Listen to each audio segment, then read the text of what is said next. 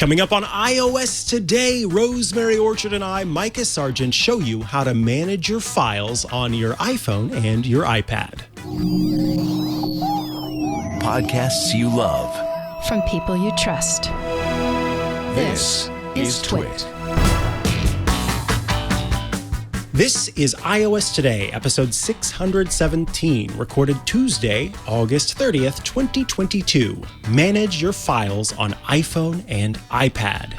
This episode of iOS Today is brought to you by IT Pro TV. Are you looking to break into the world of IT? Well, get the introduction you need with IT Pro TV.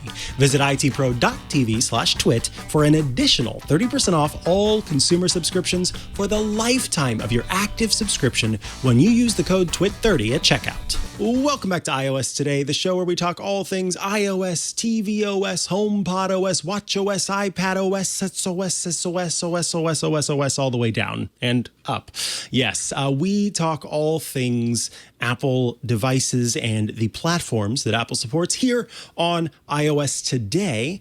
I am one of your hosts, Mikah Sargent. And I am Rosemary Orchard. I'm very excited to be here. Unless you put me in a folder, Mikah. Wait, you're not zipping me, are you? No, please don't zip me. No. No, don't worry. I don't want any compression on Rosemary. We've got to get the full awesome.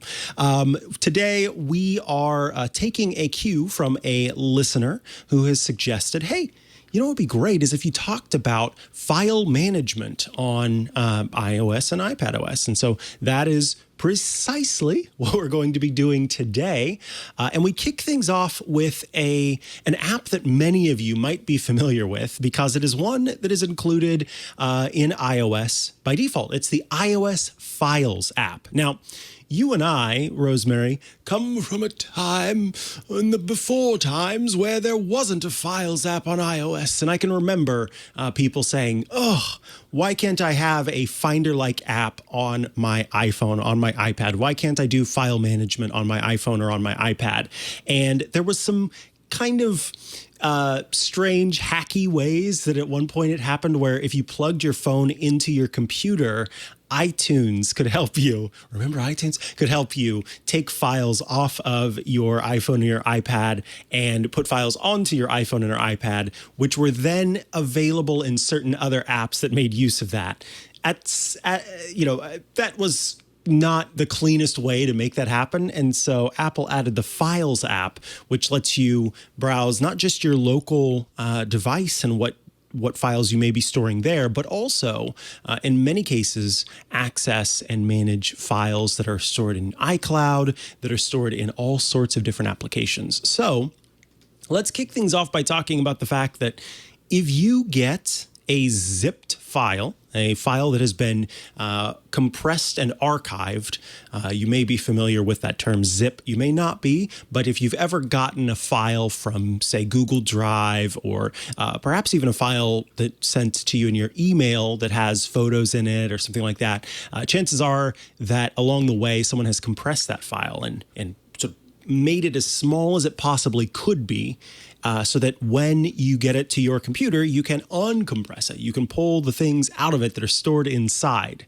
And I don't recall when Apple added this feature, but I do remember a time when iOS by default iOS and iPad by default did not give you the ability to open zip files, and you had to use a third-party application to do that. But now it's incredibly simple to not only open up archives, but also create archives right there on your device. So Apple actually has a great guide that shows you how to create a zip file. You can open that Files app on your iPhone, your iPad, and you can select some different files that you have by tapping the More button, my favorite button. Folks who've long followed me know that is my favorite button. It's 3 periods or otherwise known as an ellipsis with a circle around it. And inside is the option to select multiple files. You select multiple files, and then down at the bottom, what do? You tap the More button instead of at the top this time. And then now there's an option to compress. When you compress those files, they are stored in a zip archive. There are different formats it's sort of a format. It's kind of complicated, but there are different ways to archive and compress files, with zip being one of those, and zip is often the most common kind. And so then those files are stored as a zip, and it's very easy to then unzip them if you want to do it as well. All you have to do is tap on that zip file or that archived file or folder, and then it will automatically uncompress them. There are some options within iOS and iPadOS that will kind of automatically create zip files, with Mail being one of those applications that will do that. So you can also, if you get a file that way, open it up very easily in the iOS Files app. The other one another point to be aware of in the iOS Files app is that you can do all sorts of file and folder management on your iOS or iPadOS. Very easy to open different files and see the makeup of the file, so information about it, the metadata as it's called, to be able to kind of understand, I understand what size this is, I know the dimensions of the file, what type of file it might be, if it's a video or if it's an image, and then by doing so, you can also either open the file in the sort of your default option or any number of apps. You can share it from there. It's very easy to do. And then you can also very easily modify and rearrange those documents, including if you have like a PDF or a different document, you can rotate pages, you can insert blank pages. So that is a nice way to kind of hop in and make some changes and adjustments there. Insert pages from a file, scan in pages. Say if you have a packet that you're wanting to sort of digitize, then you can scan the different pages very easily in the Files app and make adjustments as you need to. And then using the search feature, of course, is very simple within the Files app and will help you to find the different items that you're looking for. Last is one feature that I will show, and that is the ability to make selections of, or rather not make selections of multiple files, but get access to different file storage locations. So I will switch over to iPad here, and you can see my Files app open here, and you'll see locations. It shows iCloud Drive on my iPad and recently deleted. I can tap on the More icon up here at the top, choose Edit Sidebar, and this will allow me to select other locations, including Adobe Creative Cloud, the Documents the Documents app, which we'll talk about a little bit later, Explain Everything, which is a whiteboard application, PDF Expert, Adobe Cloud Storage, Keep It, which is my sort of save it all application for saving files and folders and links, and Dropbox, which many of you will be familiar with. So instead of having to use the Dropbox app or the Creative Cloud app to access my Adobe files, I am able to use the Files app on its own to be able to gain access to those different locations simply by tapping on that More icon and adding those to the sidebar. Now, when you turn on, say, Dropbox or Creative Cloud, it will prompt you to then log into or in some way authorize access, because it does create kind of an integration between iOS and that specific service. So you will see it if you were to go into your security settings for Dropbox, for example, the ability to kind of revoke that permission afterward. But having one app where I can go and access all of the different files that I have is a very handy way of managing my files on iOS or iPadOS. Rosemary, is there anything else that you would want to say about the Files app? Yeah, I actually did have one tiny little recommendation that I wanted to make to folks, because I know that a lot of people have some particular folders that they use all the time. And there is a really nice thing that you can do. If you fold your locations, it's a bit easier to see this, but there's a favorite section in the Finder sidebar, and you can just tap and hold on any folder and then tap favorites to add that to your favorites so that you can then at any time really quickly just jump into it. And that makes it really easy, especially if you want to move files into something. Favorite a folder for a bit so you can easily drag your files into it while still enjoying the full screen view. Of course, you can split screen on your iPad, but if, like me, you're using an iPad mini, then you've not got a lot of screen to split, do you? Yeah, exactly. Yeah, that I'm also using an iPad mini here for the show. And yeah, you notice that there's not a whole lot of space on the screen.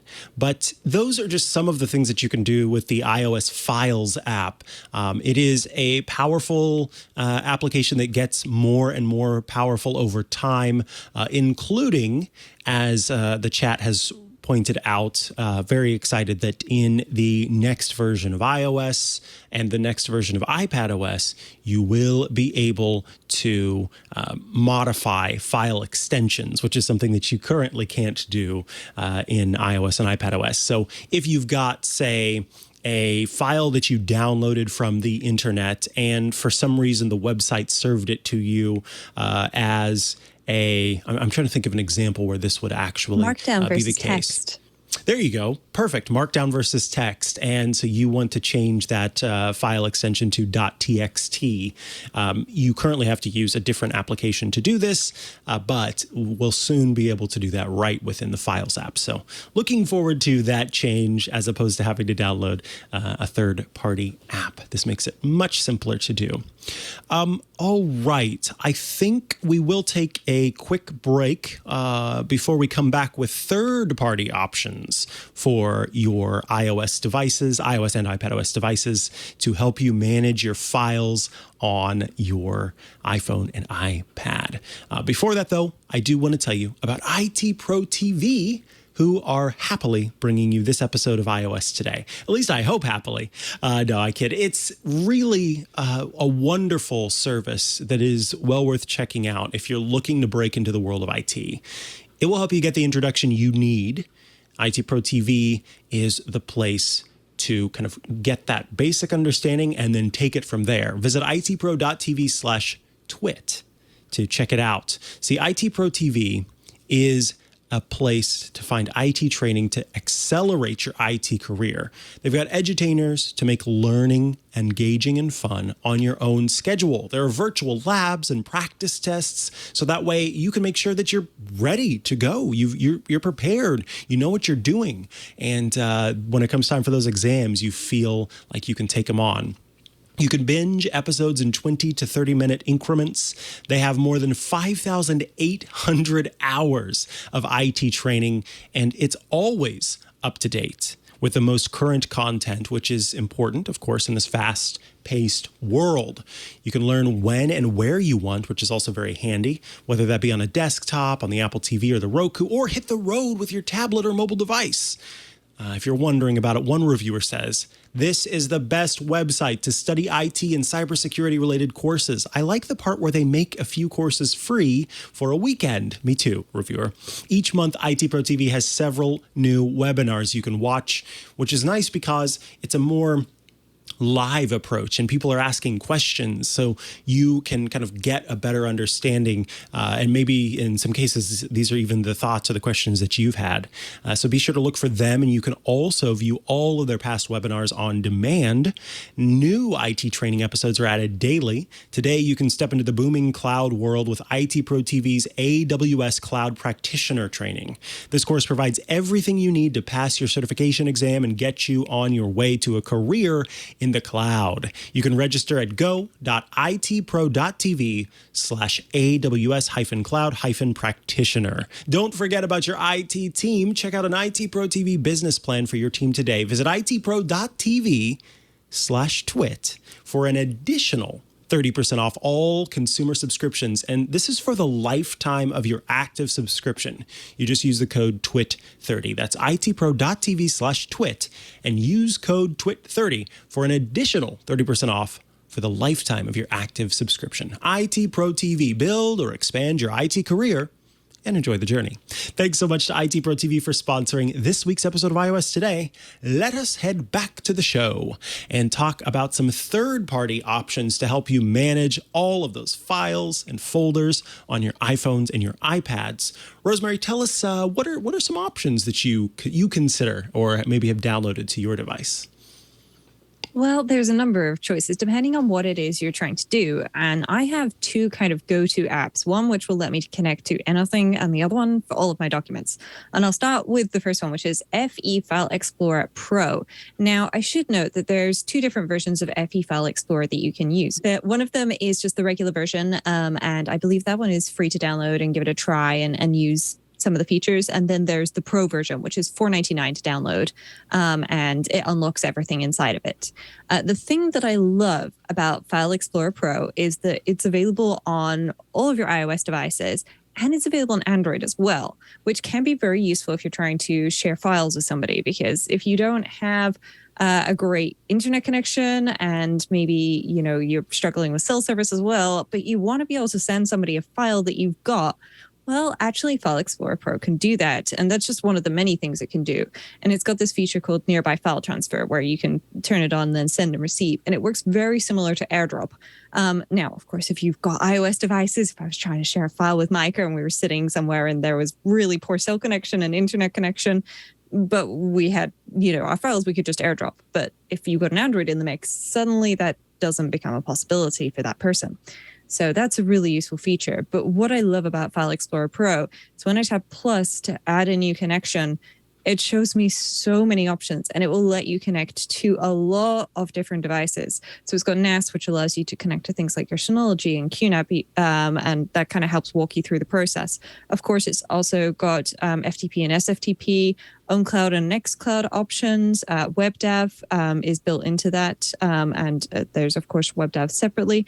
It's got Box.com, it's got Dropbox, it's got Google Drive, it's got OneDrive. It's got everything, and it is very helpful. So if I tap on the NAS option, then when I scroll down here, look at that. It's showing, I've got Constellation and Deep Space Nine, my two NASs. Yes, that's Star Trek references. Sorry, folks.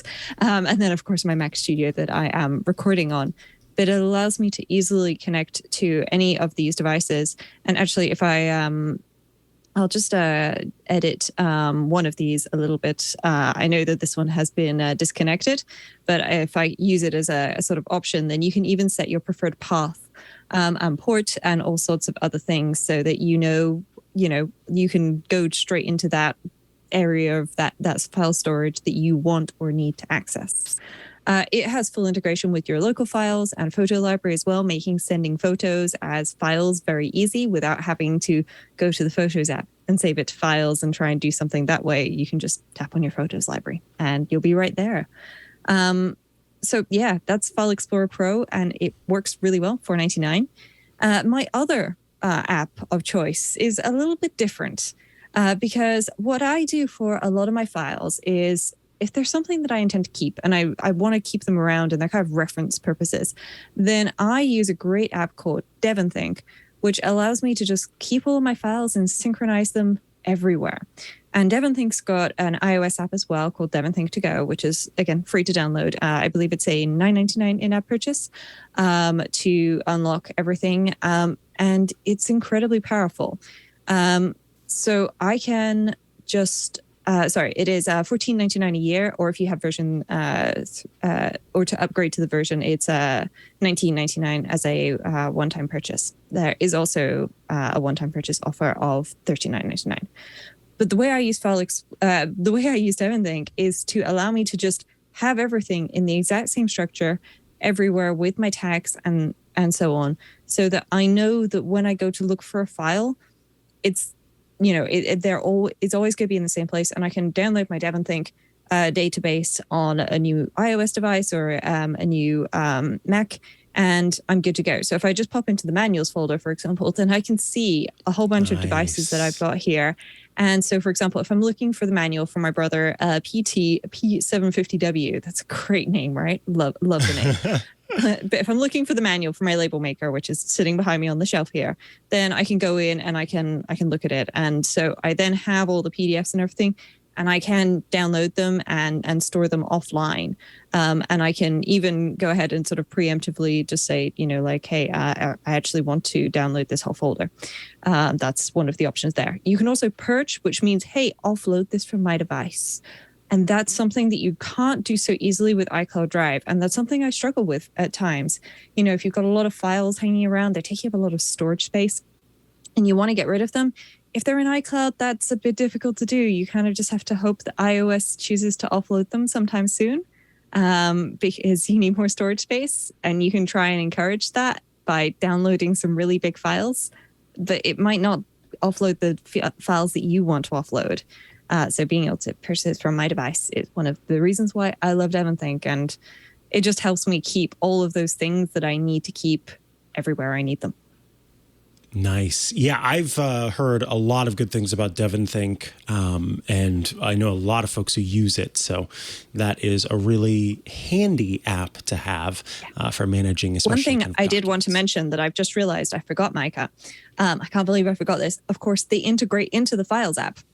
So if I reopen this locations area in my sidebar, you can see I've got File Explorer and DEVONthink To Go here, meaning that I have access to everything if I've got access to files. So any other app that I might want to do something with, it can put something in files, it can put it in File Explorer, which means I can put it on an SFTP server, WebDAV, whatever, and I can put it in DEVONthink.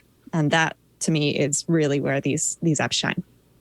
Absolutely. Another one that fits in this boat is Documents by Readdle. This is an application that actually was there for us before the iOS Files app and iPadOS Files app was there for us. Documents by Readal is a way to manage and store files on your iOS and iPadOS devices.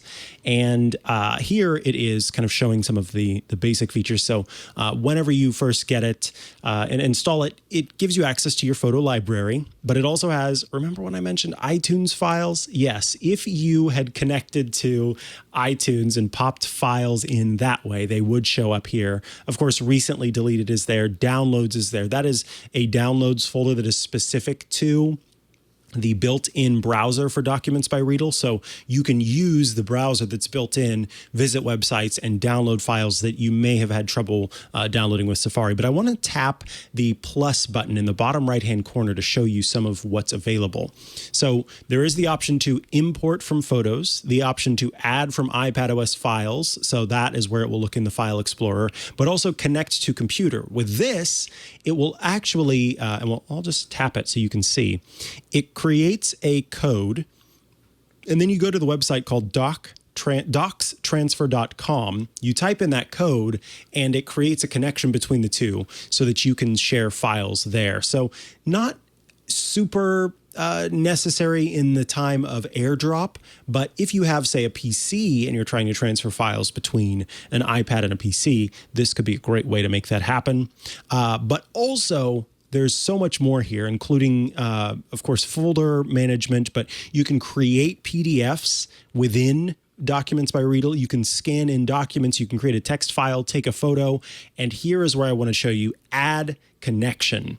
So I'm going to tap Add Connection and look at all of the services that are supported by Documents by Readal. Dropbox, Google Drive, Box, OneDrive, SharePoint, but also network options, including a WebDAV server, Windows, SMB, an FTP server, and an SFTP server.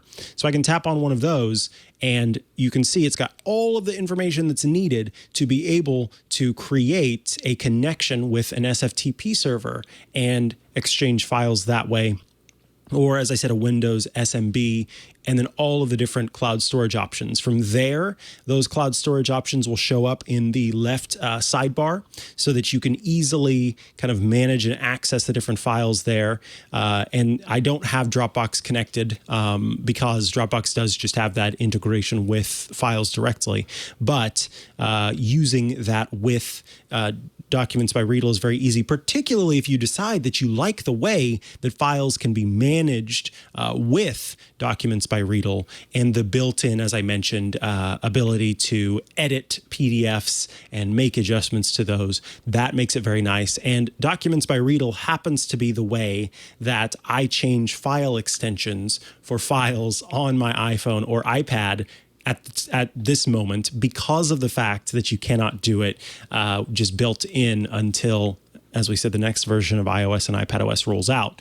So that Documents by Readal is the one that I like to use for that. But it's so much more than just that simple documents management, because it will also let you use it to listen to music. You can read EPUB files. You can watch movies inside of it as well. It's got annotation options for PDFs, including highlighting, writing to make notes, drawing, and I don't use this feature personally, but it does have a built-in virtual private network if you want to make use of that.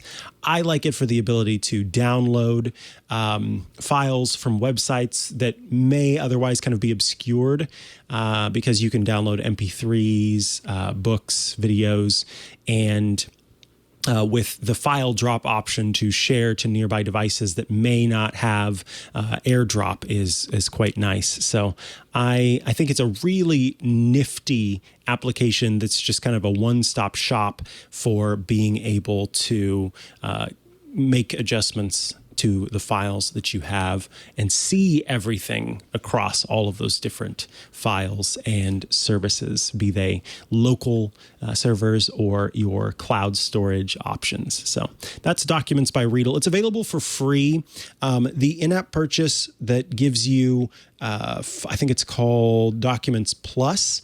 It includes the mostly PDF stuff, advanced scanning so that you can scan more documents into documents. There's the professional PDF editing options, PDF conversion, and PDF size reduction. So that is not all that much more, meaning that you get a lot just by getting the app. So that's kind of nice that it includes so much by default right there in the Documents app without needing to pay more. So yes, well worth checking out, as they call it, the super app for file action, Documents by Readal. All right, what's next on your list for the Uber nerds?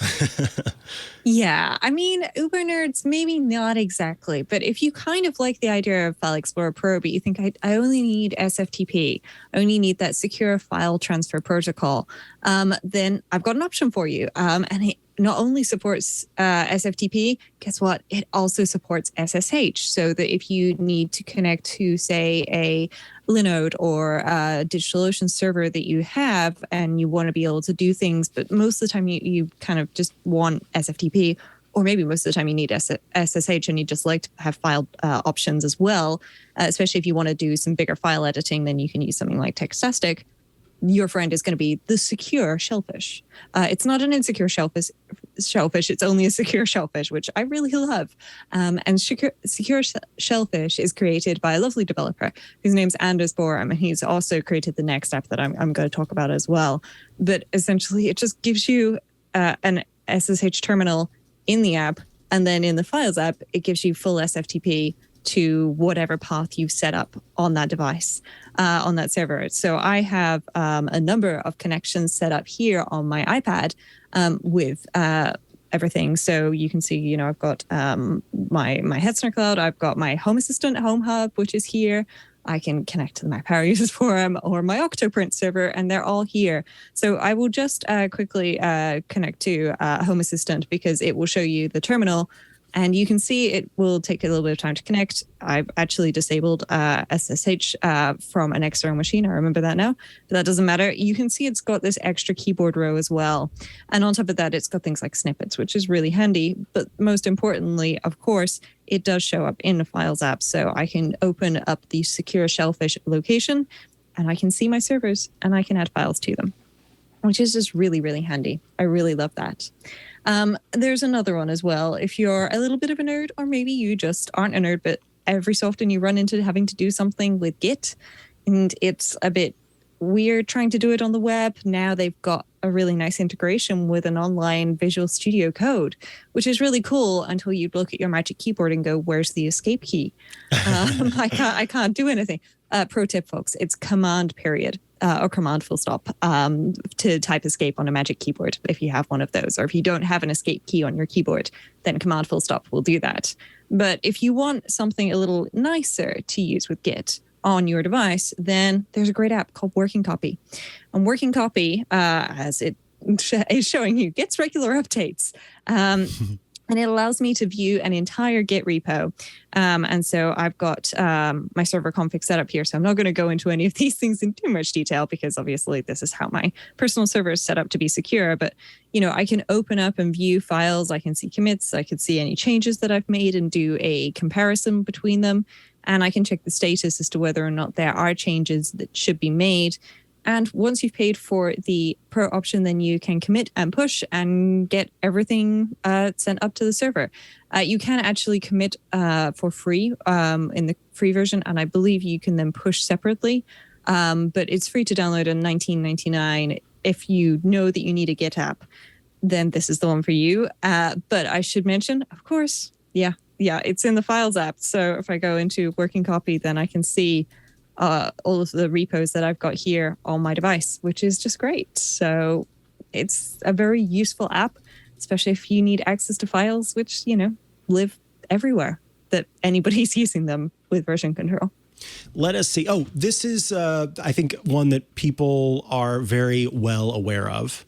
And so I, hesitated to include, but I did want to give a brief shout out to Dropbox, a very common file, not iCloud, but cloud storage solution that will work and integrate with the Files app on your iPhone and iPad. So you can use the Dropbox app by itself and be able to upload, secure, and store your files, but you can also use it within the Files app and get access to all of those files. I am a big Dropbox user for, particularly for sharing audio for podcasts that I do, or getting audio from others who are on podcasts that I do. And I also, when I need to send files into the studio for the shows that I do off air, Dropbox is where I go to do that. So I am constantly using Dropbox, being able to have access to it sort of at the base level there, and the Files app is very handy. But yeah, just a brief shout out to Dropbox. You can check that out if you'd like. Of course, they do have a free option, and then you can pay for more storage if you need it. Any other apps that you want to talk about for file management before we move on to the news? Yes, I did just want to quickly mention Yoink. And Yoink is an app actually originated on the Mac, where when you start dragging, Yoink appears over on the side and gives you a little shelf to drop the file onto. And the idea of shelf apps became a thing when multitasking first came out on the iPad, in that you could use it in the small division when you're showing two apps, or in that slide overview. Only Yoink has taken it further. They have all sorts of great things. So when I add an app to my shelf, then I can choose to lock it or unlock it so that everything that I have on there will stay put and can't be deleted until I unlock things, which can be really useful if you want to keep things around for a while and then get rid of them. But the way I use Yoink is I'm downloading something and I just need to have it around for a couple of minutes and then get rid of it. And it syncs between all my devices as well, which is just really great. And you can see I've opened it up and it's offering to add some text for my clipboard, which, hey, look at this. It can also do clipboard monitoring. If you've got the app in split screen, then it can actually monitor your clipboard and just keep everything, which can be really useful if you're trying to just build a bunch of stuff together and you need to copy and paste lots of bits and so on. And I am going to keep that clipboard bar. But it also has a really cool feature using picture-in-picture. I'm not going to do a very good job explaining it. Check out the Eternal Storms website for Yoink. They've created a whole bunch of really cool apps, actually, including a great one called Backlog for the Mac. Or if you want to get a log from something that broke on your Mac, you can use it. But the reason why I'm going, hey, look at this, is because this FileBrowser Professional is the app that kind of started this entire episode's theme. So a big thanks to James from the Club Twit Discord, who was asking about an app to access S3 files. And this is the one that he ended up using, and he was really pleased with it. And FileBrowser Professional can connect directly to Amazon S3-like storage. I know Amazon S3 itself has a feature where you can enable SFTP, allowing it to work on pretty much any of the apps that we've talked about today, Documents or File Explorer or Secure ShellFish. But if you need to just connect straight to an S3 style storage, then FileBrowser Professional may be your friend. So big thanks to James for recommending that. Awesome. And then you had one tip that you wanted to share. Yeah. So my mom recently had a problem where she was saying, hey, like the files just aren't downloading on my iPad. I've got no idea what's going wrong. Like they just sit there. But when I'm on Wi-Fi, it works immediately. And that was the bit that made me go, it works immediately on a Wi-Fi? Something's funny here. So I checked. And first of all, her iPad didn't have great signal, but other things were working just fine. You know, I opened the Twit website and that loaded. I played a couple of minutes of iOS today for her to, indoctrinate her into the system. And that worked just fine. So I thought like downloading a document that's a few kilobytes or even a few megabytes shouldn't be a problem. So I went into the settings, and then there's cellular or mobile data, depending on what kind of device you're using. What region you're in. If you're in the UK, then it'll say mobile data. If you're in the US, it should say cellular. And then go right to the bottom, okay? And you have to scroll all the way to the bottom of the screen, and you need to make sure mobile data or cellular data is enabled for iCloud Drive. And then you need to reboot your device. And then once you've done that, then guess what? All of her things magically just downloaded, and she swears she has no idea how she turned this off. But I'm pretty sure she did, because I'm sure that when I suggested that she stop using on my iPad and start using iCloud Drive instead, so that she wouldn't have the thing of, oh, actually I'm on my Mac for once in a blue moon and I wanted to access this file and it's not here, that just wouldn't happen anymore. I think she turned off a setting there. But the good news is it's working again perfectly now. And there are no more complaints about, well, this file just won't download.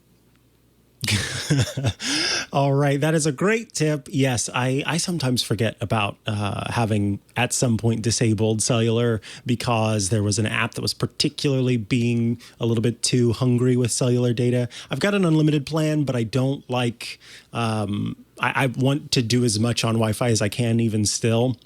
And so I will occasionally look into the settings and go, oh my goodness, why in the world did that grab so much? Or for folks who are maybe restarting a device if they need to restore their device, or they need to go from a backup from iCloud or something like that, there are occasionally times where if the Wi-Fi password is not included in the restore, or if you don't type it in, then it can sometimes end up defaulting to the cellular connection. And so going in and manually saying, no, I'm going to wait until we're connected to Wi-Fi, then I'm going to do that. But then the part to remember is, but remember to turn that back on afterwards, which is sometimes something that I forget. All right, folks, I hope that you got some great app ideas and suggestions from the first portion of the show on how to manage your files on iPhone and iPad. Up next is the news. All right, it is time for the news, and the first thing that we will announce, actually, is that Apple has officially announced its September 7th event. This event is called Far Out, and this is an event that will take place on September 7th it's going to be live streamed, of course, but it will have an in-person an in-person event as well. And as we know, Apple is very likely, because they do this almost every time in September, it's very likely to announce its next round of iPhones.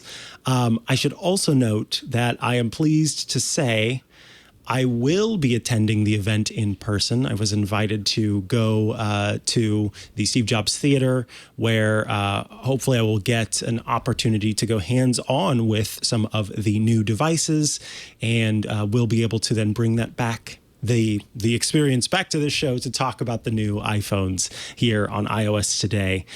So that is all very exciting. But as far as the phones, Apple is widely expected to announce just the next slate of iPhone and iPhone Pro devices.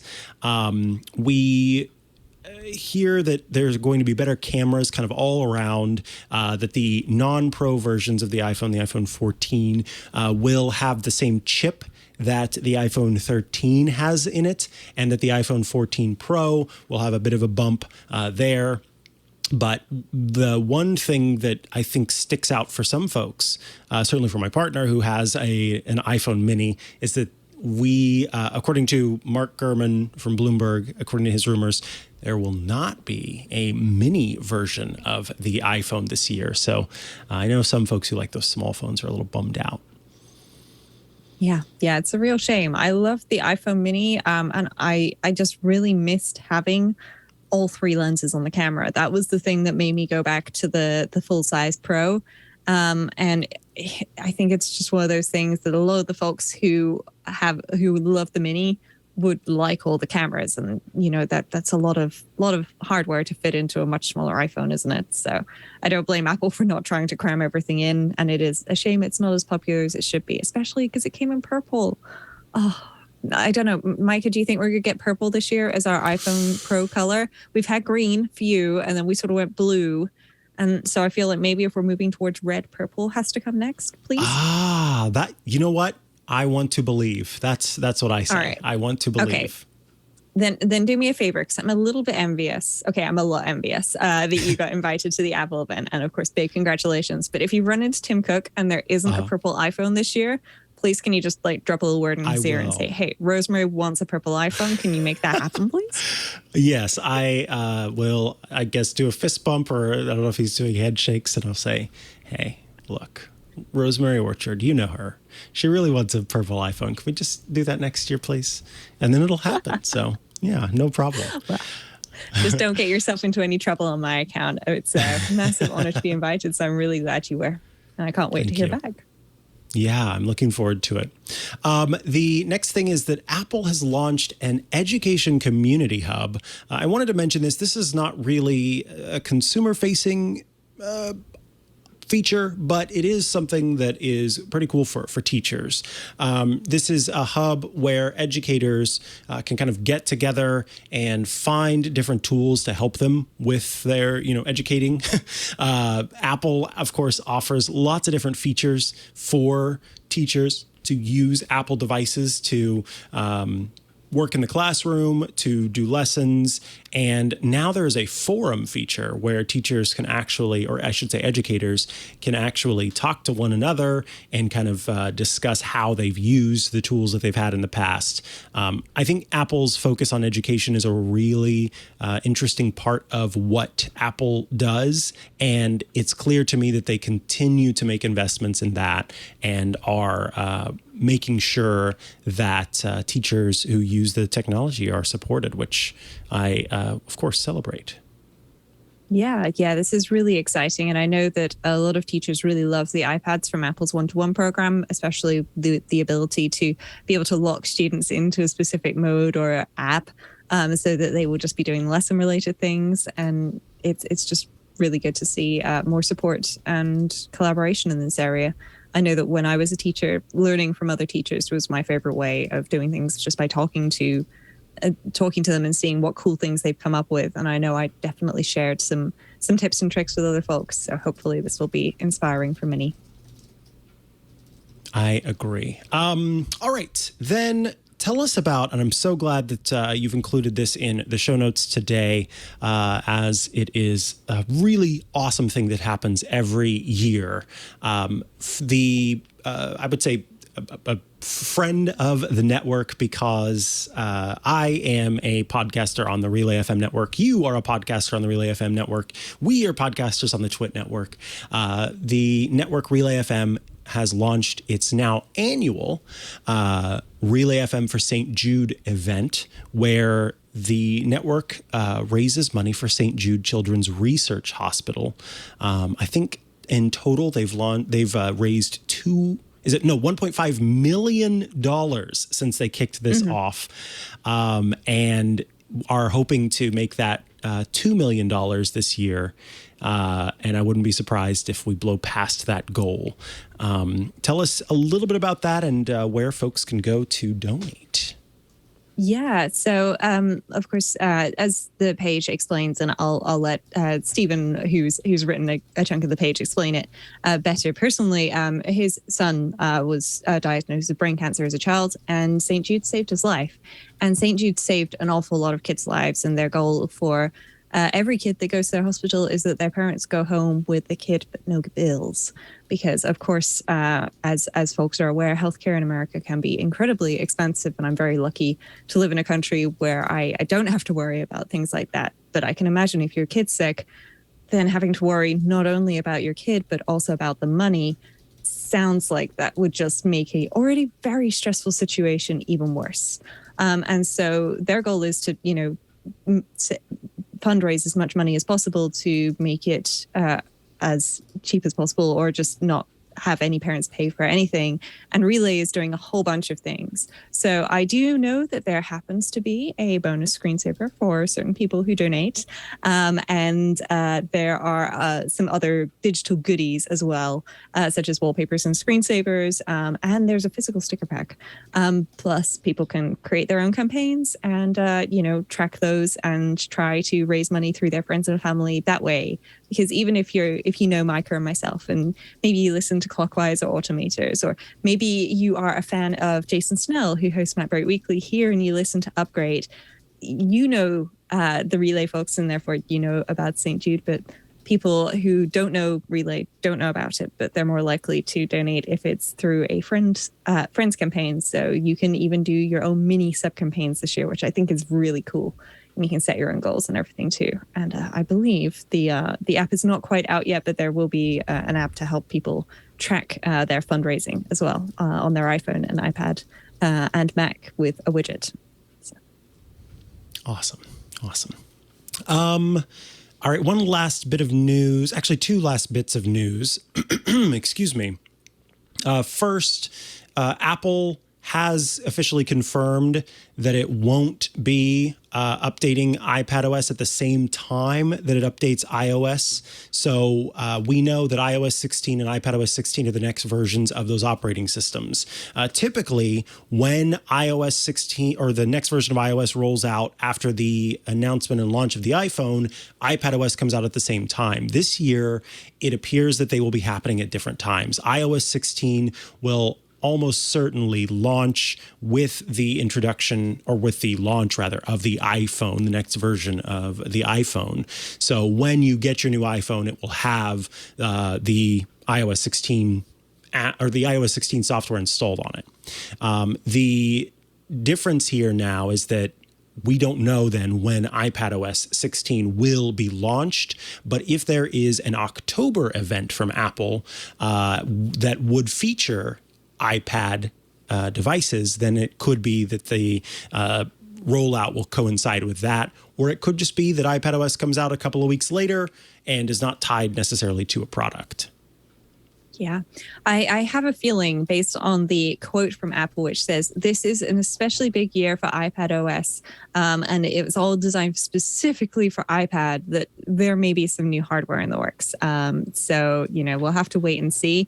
But a pro tip for folks who are thinking of upgrading devices, don't hold back on the updates when they become available, because the last thing you want to be doing is sitting there with your gorgeous shiny new iPhone or your shiny new iPad, when that comes probably a month later or so, and then go, oh no, I have to install the updates on my iPad to do a new backup to be able to restore that onto my iPhone, because they're running different versions. And normally the updates can, cross the streams, but it's definitely easier if you've already done the upgrade and chosen your preferences based on everything that you've already got set up, instead of having to log in on a device to upgrade it first and so on. So don't forget to install those updates when they become available.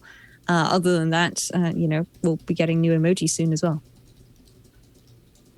All right, let us move on to, no. The other one I wanted to mention, this is super cool. So DuckDuckGo for a while has had a feature kind of in beta that is an email address system where you create a duck.com email address. I have Mikah at duck.com, and you can set up on different sites. You give them your Mikah at duck.com email address, and then it will take in the mail that you get, strip it of trackers, and then forward that email to whatever email you have that's connected to your duck.com address. So it's a privacy protecting service for your email where DuckDuckGo kind of says, hey, pull out all those trackers and that nonsense before giving it to us. And now anyone can sign up for the service. Have you signed up for it, Rosemary?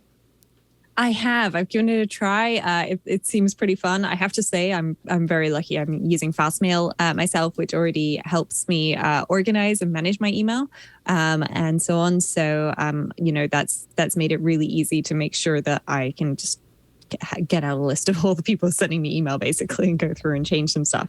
And it seems to be working pretty well. I'm pretty excited. I will have to do a more in-depth test as time goes on.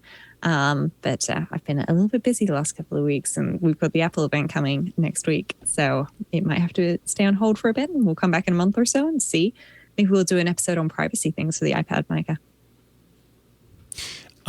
All right. Yes, I think that is well worth it. Let's move on to feedback and questions. The first bit of feedback comes, excuse me.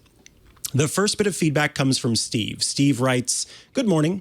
I have 351 national park albums consisting of more than 9,500 photos. I am trying to move the photos intact in their albums from my iPad Pro to an iPad mini to be housed there. However, no one, including 3 phone visits to Apple support, seems to have an answer. Their solution is to transfer the photos en masse and then resort into a new correct... resort, yes. And then resort them into a new correct park album. Like, I'm going to remember where that Canon or Shoreline was from after 25 years. Or download from iCloud with the masters in iCloud. Okay, but not perfect because changes in the iCloud account forced changes to the other files.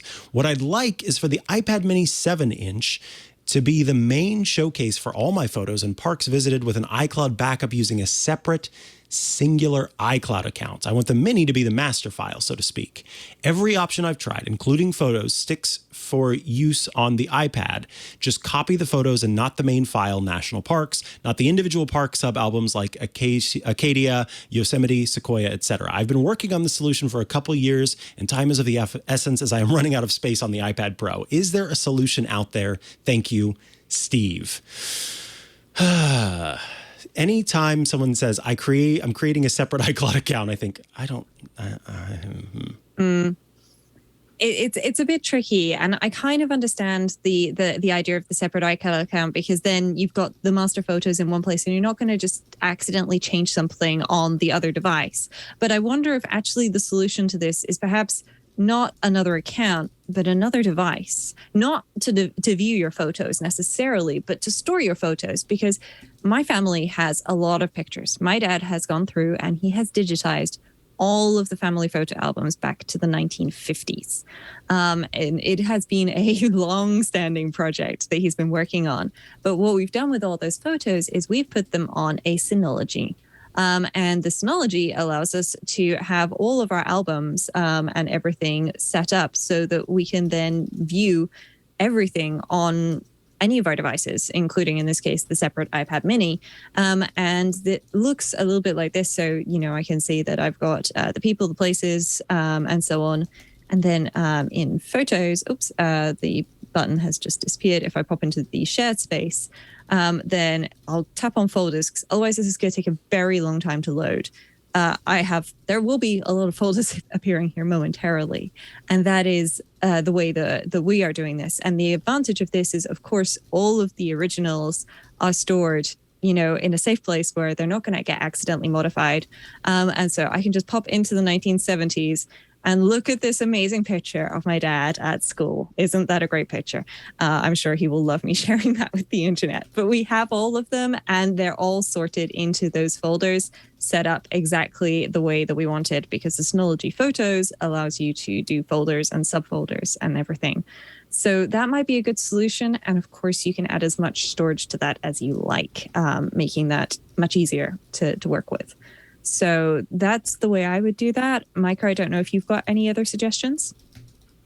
I think that's the best solution, honestly.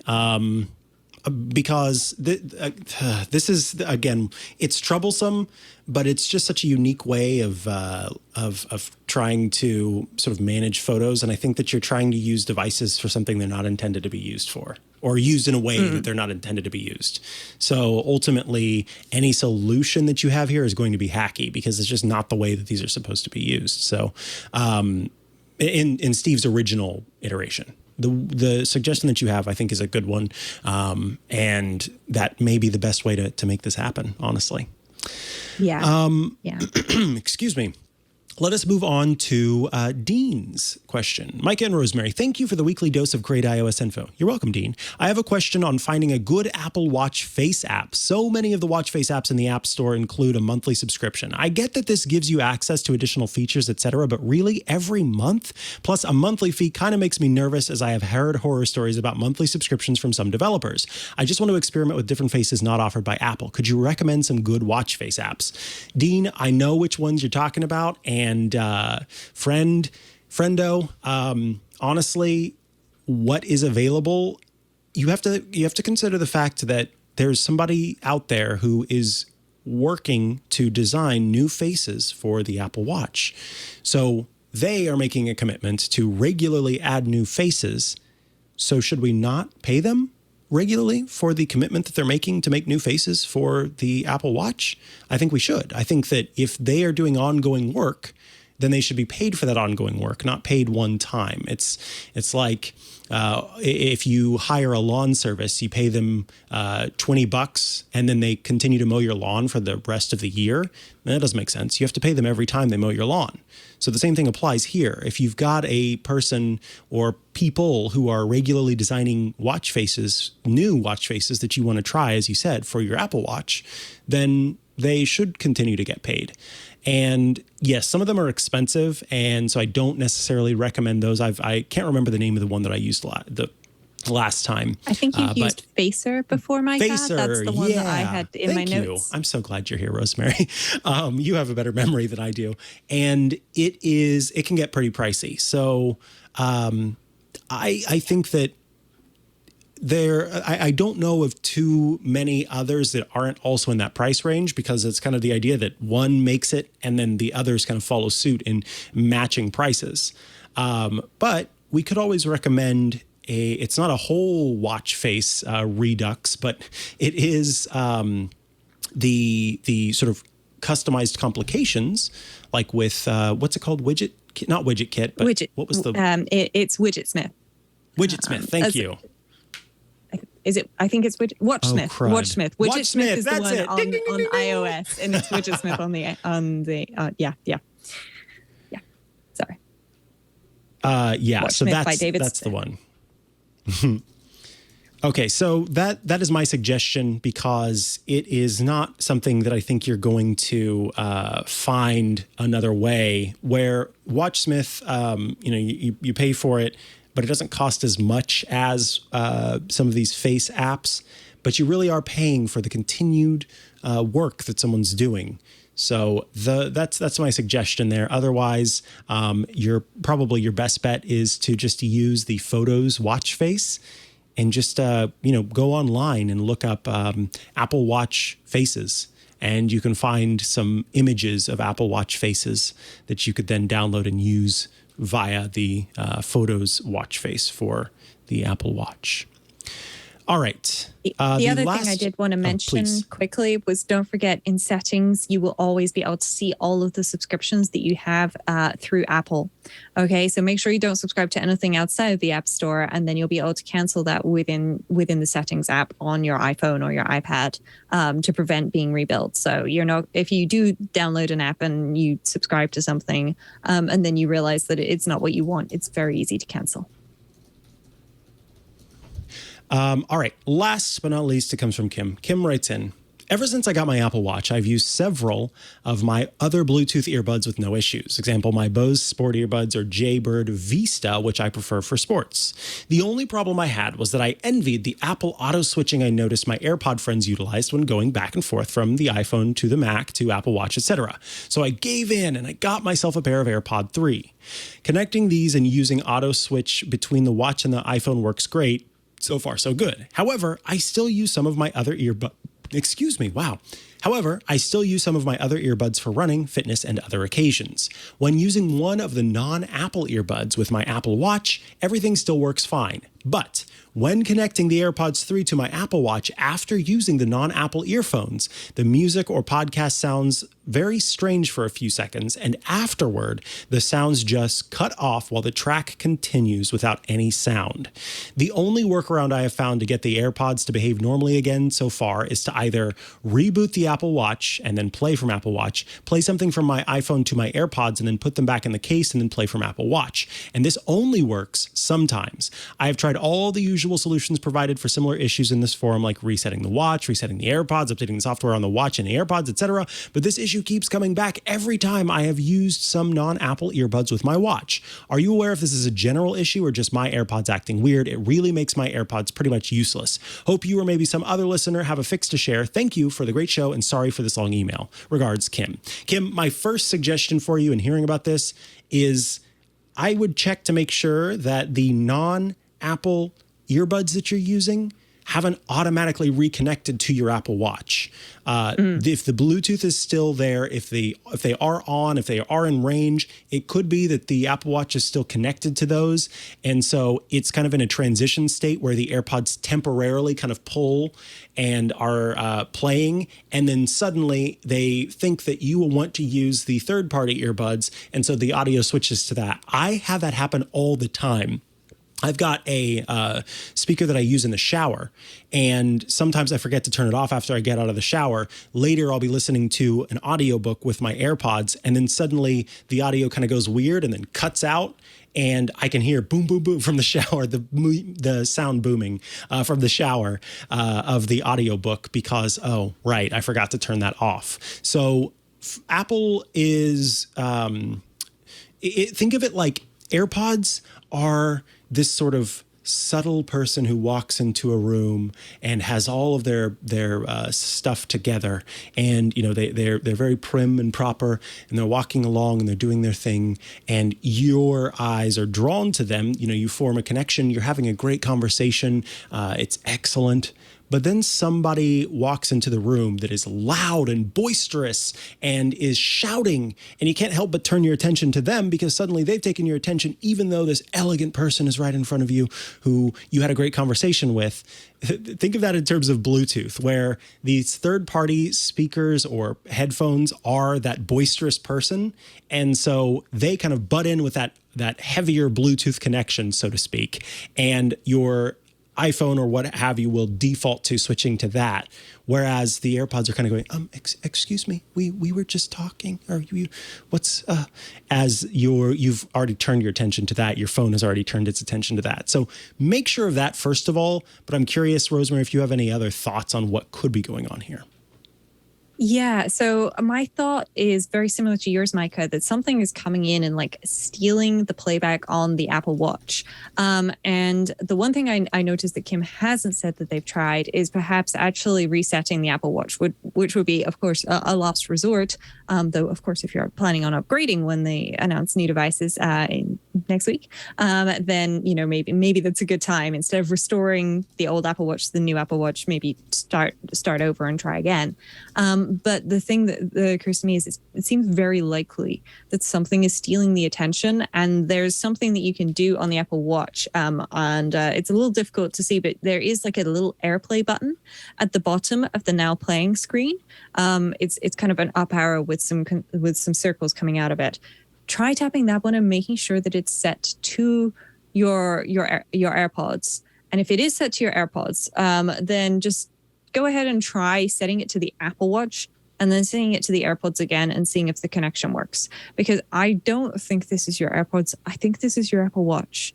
And I think that this is, just something getting a bit like crossed somewhere, like literally wires crossed or digital wires crossed. Hopefully one of those solutions will work.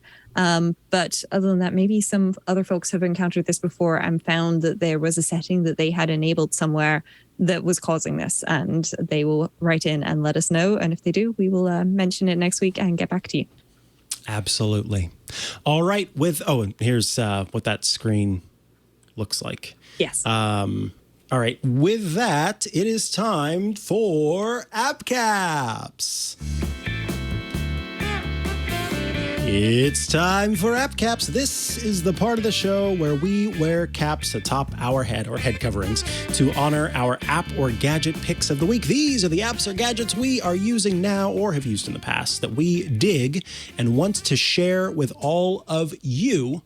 And as I said, we celebrate that by putting things on our heads. Rosemary Orchard, while I step away from the mic to put my head covering on, tell us about the cap atop your head and your app or gadget pick of the week.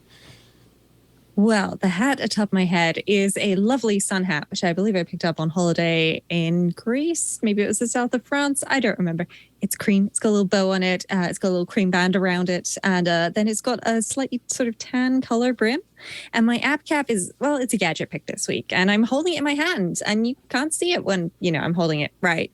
But it is, in the theme of today's episode, this is the hyperdrive for iPad from Sanho. And the hyperdrive for iPad is a really cool connector that you can just pop onto the end of a USB-C iPad. And the great thing about USB-C iPad, of course, is that USB-C port can be used for more than just charging. It can be used for data transfer, folks. You can plug devices like a USB drive or a hard drive in there to connect stuff. So the 6-in-1 hyperdrive has got 6 ports on it. So it's got a regular headphone port. So if you miss the headphone port or you've got some headphones that don't have Bluetooth, then you can use that. It's got a USB-A port.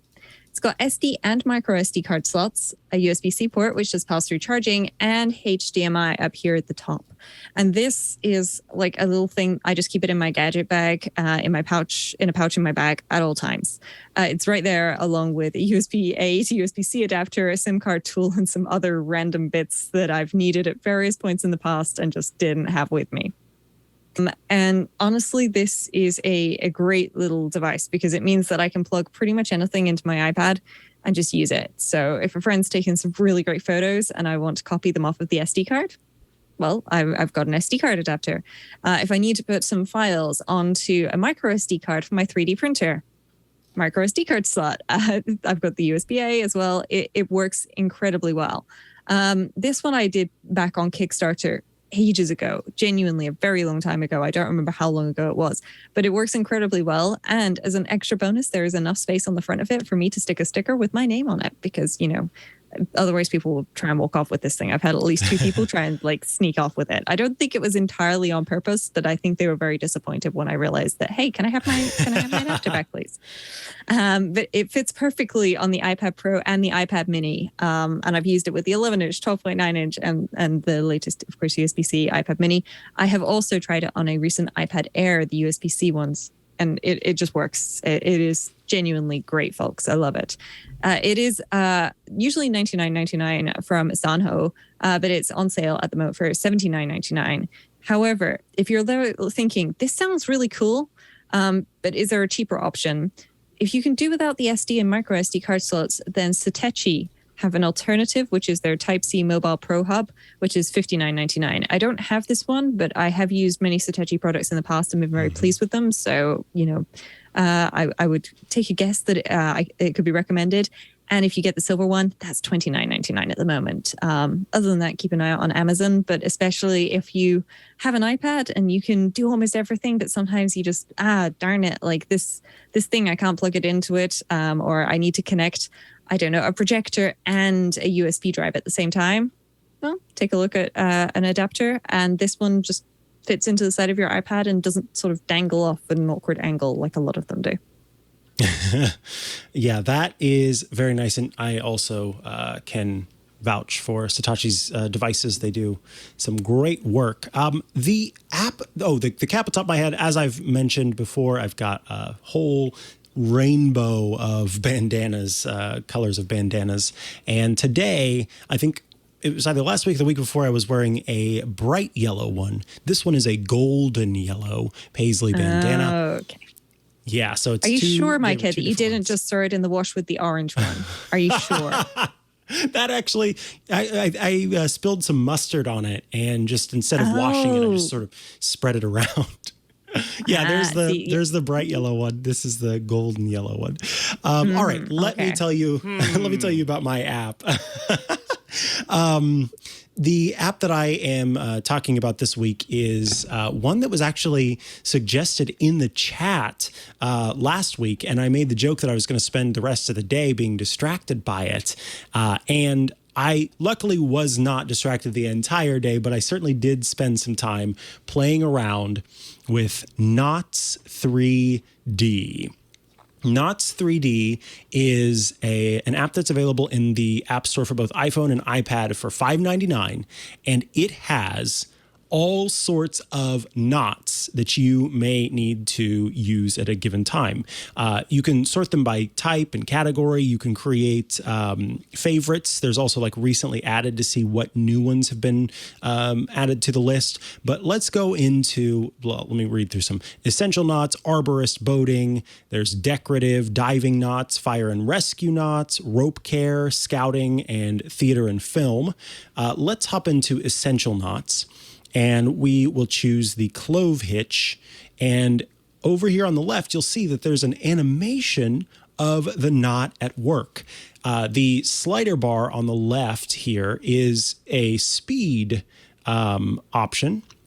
So you can kind of speed up the animation of the knot and see it a little bit easier. And then on the right, I love that it's got all sorts of information about what this knot is. So in this case, the clove hitch is commonly used in pioneering to start and finish a lashing, such as the square lashing, diagonal lashing, and shear lashing. This knot is considered by many to be an essential knot. And then it talks about the history of the knot. The name clove hitch is given by William Falconer in his book Universal Dictionary of the Marine, published in 1769. However, the knot is much older, having been tied in ratlines, which are rope steps of sailing ships, as early as the 16th century, as evidenced by sculpture and paintings of the time. You can hit play at the bottom to play it back. You can also rotate the knot around so you can see what it looks like from different sides, go full screen with the knot, and also change the orientation of the knot and switch it back and forth from left to right. There's the constrictor knot, and one of my favorite knots, which is a very common knot, it's the square knot, otherwise known as the reef knot. I didn't know this, but there's actually a reverse version, or nearly reverse version, called the thief knot. And what would happen is a sailor would tie their bags using the thief knot. And because the thief knot and the square knot look so much alike, they typically would just re-tie the bag using the square knot. And then the person would know that someone had been rummaging through their bag because they didn't tie it with the thief knot. They instead tied it with the more common square knot.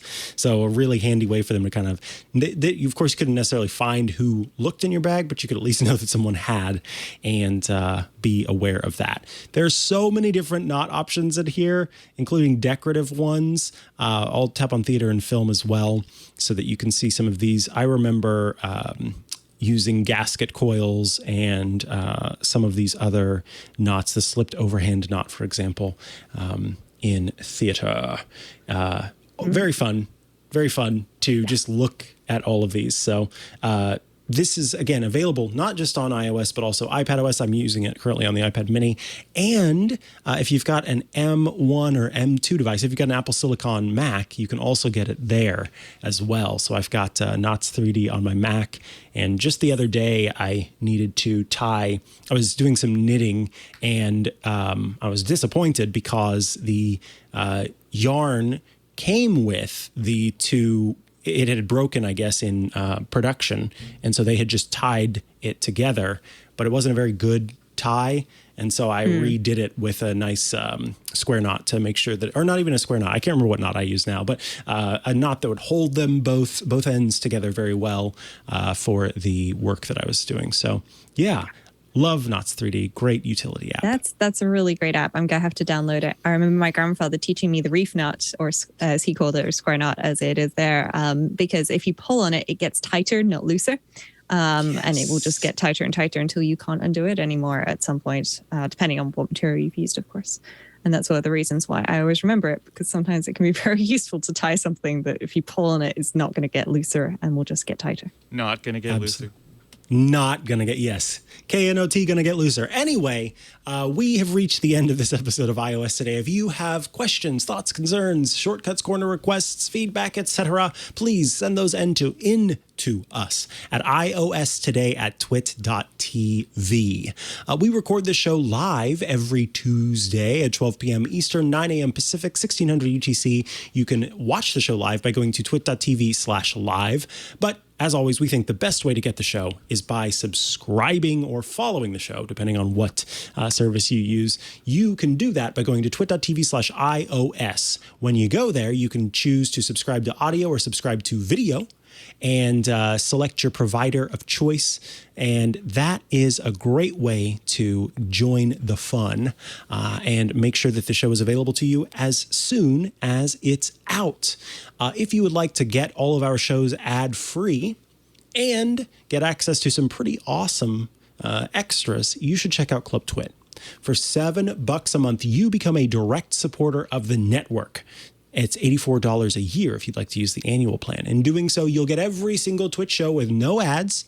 You'll get access to the exclusive Twit Plus bonus feed that has extra content you won't find anywhere else, including before the show, after the show, behind the scenes, outtakes, and other content that we often do in Discord. And then there's Discord. I just mentioned it. What is Discord? Well, it's a great place to go to chat with your fellow Club Twit members, but also those of us here at Twit. Rosemary Orchard is incredibly active in the Club Twit Discord. Great place to chat and learn new things, hang out with your friends, and have lots of fun. $7 a month, $84 a year, and it doesn't stop there. You also get access to 2 exclusive shows. There are actually 3, technically, because there's the Untitled Linux show as well. You'll get access to Hands on Windows, which is Paul Thurrott's show that gives you all your tips and tricks for Windows. So if you're an iOS user that has a Windows PC, you should definitely check out Hands on Windows. And access to Hands on Mac. That is my show where I cover all things Apple. Yes, including the Mac, but also your iPhone, your iPad, your Apple Watch, all sorts of tips and tricks for those different devices. Those are included as well. So Club Twit just keeps getting more and more valuable with great shows every single week. Rosemary Orchard, if folks want to follow you online and check out all the great work you are doing, where should they go to do so?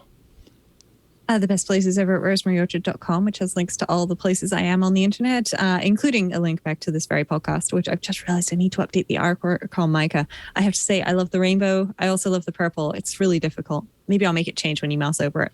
Who knows? But yes, other than that, you can find me in the Club Twit Discord, where I'm always lurking and hanging out and seeing what cool requests and suggestions our members have. What about you? You can find me online at Micah Sargent on many a social media network, or head to chihuahua.coffee. That's CHIHUAHUA.coffee, where I've got links to the places I'm most active online. Check me out on Thursdays for Tech News Weekly with Jason Howell, as well as that time for my Hands on Mac show. And Saturdays for the podcast heard around the world, it's the radio show, The Tech Guy, which I co-host with Leo Laporte on Saturdays, where we take your tech questions and answer them live on air. Thank you all for tuning in. We appreciate you, and we are looking forward to seeing you next week, one day before the Apple event, where Leo Laporte will be doing his coverage of the event here in, well, not here, but in the studio live. And I will be boots on the ground there at the Apple event in the Steve Jobs Theater, and hopefully with some more insider info of the devices as we get to see them after the show. And that brings us truly to the end of this episode. So we will say goodbye. Goodbye. Hey, we should talk Linux. It's the operating system that runs the internet, but your game consoles, cell phones, and maybe even the machine on your desk. But you already knew all that. What you may not know is that Twit now has a show dedicated to it, the Untitled Linux Show. Whether you're a Linux pro, a burgeoning sysadmin, or just curious what the big deal is, you should join us on the Club Twit Discord every Saturday afternoon for news, analysis, and tips to sharpen your Linux skills. And then make sure you subscribe to the Club Twit exclusive Untitled Linux Show. Wait, you're not a Club Twit member yet? Well, go to twit.tv/clubtwit and sign up. Hope to see you there.